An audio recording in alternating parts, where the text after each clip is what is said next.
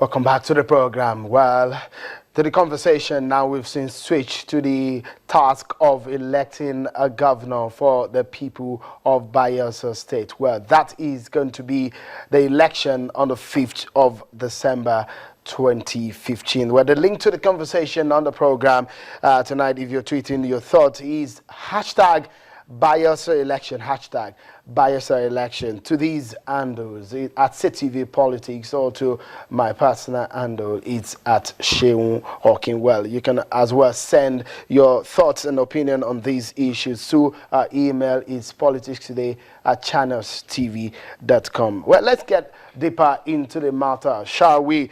Well, he was a former Attorney General of Bayelsa State and a former member of the House of Representatives. He has been governor of the oil-rich Niger Delta state of Bayelsa for over 3 years now, and is a flag bearer of the People's Democratic Party, the party in the home state of the former President Goodluck Jonathan, who was defeated in the 2015 presidential election. In this interview, Governor Seriake Dickson touched to us on reasons why he is a man to beat. It's a pleasure talking to you, Excellency. Let me start by asking you, the elections are just few days away.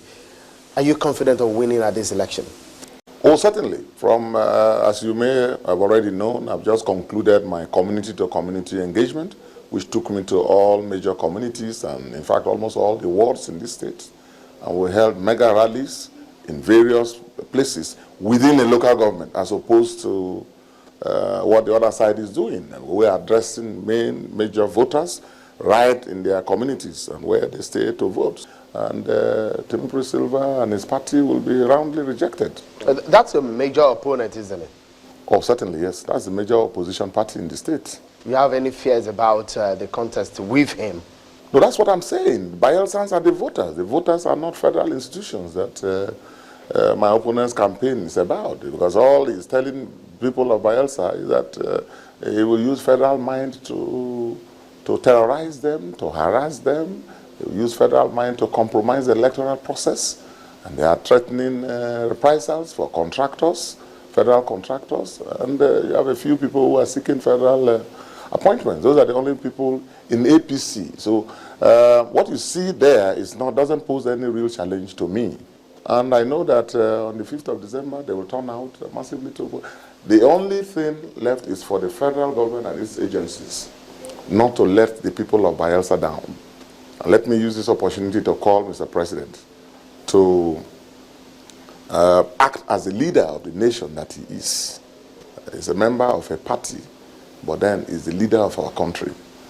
And they've got to remember that the PDP, my party, conducted an election where an incumbent president, a sitting president, incidentally from this state, lost, or was said to have lost, and obeyed the rules of the game and handed over power. But Your Excellency, if you look at it, you are in a race with a man. Of course, you are an experienced politician. You've been a lawmaker, now a governor. You understand that someone who has been a former governor just before you, and also is going to be having a lot of grassroots support. Do you realize that? Let me tell you, all that is APC propaganda. Timothy Silva has no grassroots support in this state. Don't forget that he ran for a senatorial race just a few months back. What was the grassroots support? Couldn't even win his own polling unit. So you mean he's a featherweight in this race? Let me tell you this. Timothy Silva knows, everybody in Bayelsa knows. The people of Bayelsa, the voters in Bayelsa know. They know my record for the past close to 4 years now, and they know also his own record of non-performance for close to 5 years. So he doesn't stand a chance in an election against me where the rules will be respected. Therefore, he's only entering into this race not because he has popular support, not because he hopes to win in any election against me, not even in his ward will he win. It's only hope. And the reason he's in this race is because he's hoping and working very hard to ensure that he uses the federal control of the institutions of state, security institutions, the electoral institution, which is federal, and all of that to his favor by perverting the process. He cannot embark on the community-to-community engagement that I'm embarking on, because he knows that the people will reject him. All right. Your Excellency, tell me, are you desperate to win this election? There's nothing about desperation in politics. I'm here to serve my people, trying my best to make a difference, and the difference is clear, and I'm in a race to win. The other side is desperate. I'm not desperate. I'm counting on the votes of all registered voters in Bayelsa. And what I've told them is that they should turn out en masse to vote, and that their votes should count. And if they turn out en masse and their votes count, there's no way Timothy Silva will come near me.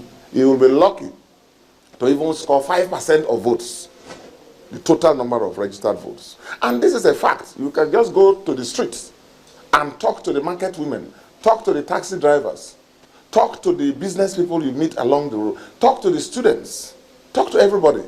They know the difference between me and my record of service in this state and Timothy Silva.